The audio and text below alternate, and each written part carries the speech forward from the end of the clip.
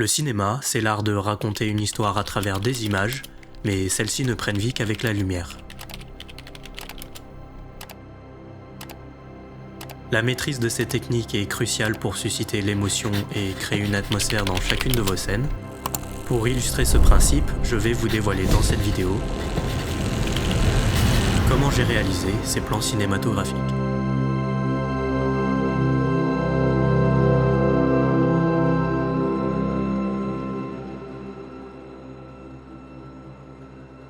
Pour résumer le film que j'ai créé pour annoncer le passage de la flamme olympique à Walers-Arambert dans le Nord, nous avons entrelacé le passé des mines de charbon des années 80 avec le présent, mettant en avant l'évolution de la commune pour exprimer le lien profond entre l'histoire régionale et le dynamisme actuel de cette ville.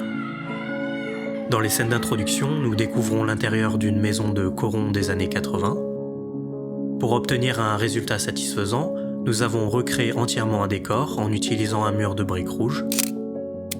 Cette démarche a nécessité une planification minutieuse en amont du tournage pour installer l'éclairage et faciliter le déplacement du matériel pour chaque scène.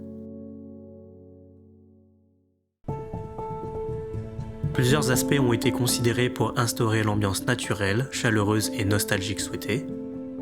L'ajout d'une fausse fenêtre s'avérait nécessaire pour insuffler de la vie et du réalisme au lieu, car il ne disposait pas d'une source de lumière naturelle optimale. J'ai utilisé ma Nanlite FS300 avec un snoot et un gobo en forme de fenêtre pour simuler cette lumière naturelle, en réglant la température de couleur à 6200 Kelvin pour créer une scène nocturne. Ces sources ont également permis d'éclairer une partie de la table et de mettre en valeur le mur à droite du cadre. Dans le souci de rendre le lieu plus vivant, des sources de lumière visibles ont été disposées dans le champ, réglées à 2700 Kelvin pour contrebalancer le bleu de la nuit et apporter une ambiance chaleureuse. Une Zhiyun F100 déportée sur un C-stand a été installée, également réglée à 2700 Kelvin, pour accentuer et reproduire l'effet de la lampe à droite de l'image.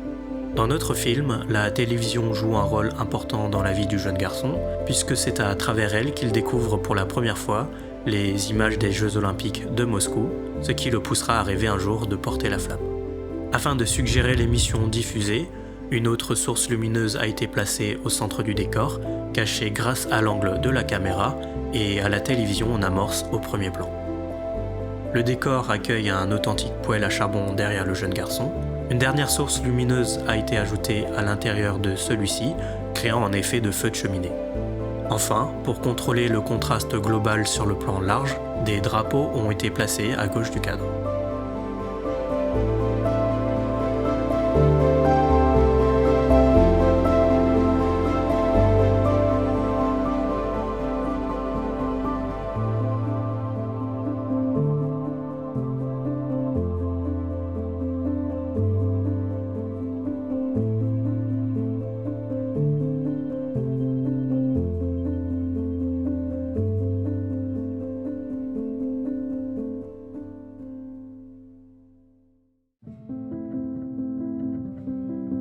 Le plan serré se concentre sur le jeune garçon regardant attentivement l'émission.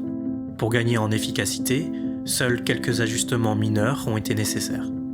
La source déportée sur le C-stand est restée pratiquement immobile, le pavot tube du poêle a été retiré.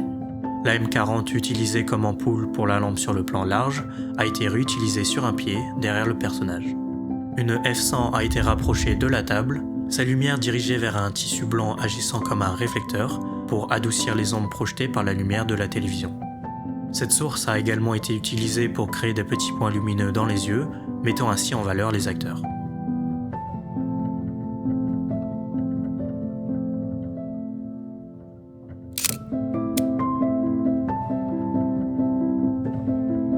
Comme nous avons tourné dans un angle de la salle, nous ne pouvions pas montrer les 4 murs de nos décors, car 2 d'entre eux n'existaient pas.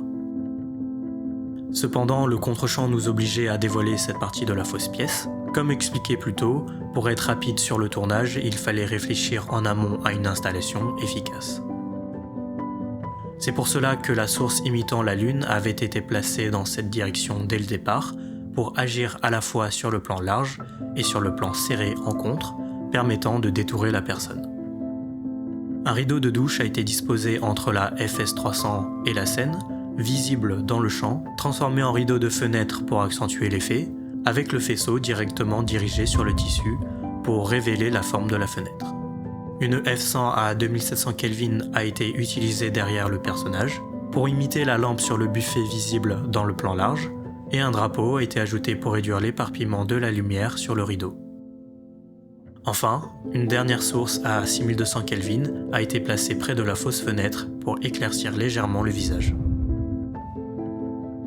Voilà comment ont été réalisés ces plans. Je vous laisse maintenant avec les images finales de l'introduction.